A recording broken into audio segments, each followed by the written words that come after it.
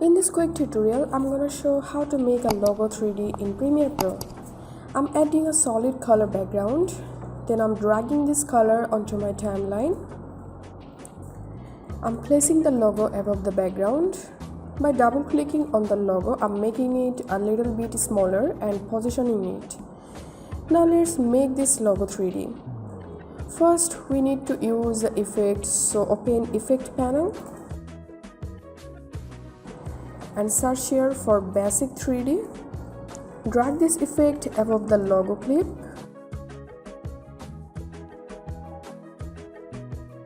Make sure to select the logo clip and then go to Effect Control. Here we can see Basic 3D Effect Controller. Turn on keyframe for swivel and tilt. The logo will move horizontally through the swivel and the logo will move vertically through the tilt. Now move the playhead a little forward. I'm giving swivel 50 and you can give it by your choice. Now we can see that the logo is slightly curved horizontally. I'm giving tilt 20.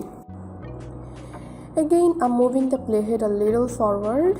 In this position, I'm giving -40 for swivel and -50 for tilt. Now there will be a little problem to play the timeline video, so I'm rendering these two clips so that I place nicely. Now you can see this logo is moving like 3D.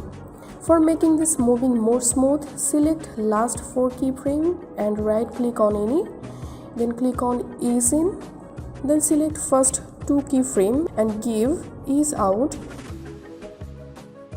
Here you can see this 3D logo is moving very smoothly. This is how you can make a logo 3D in Premiere Pro. And that's it for now. If you find this video helpful, make sure to subscribe this channel. Thank you.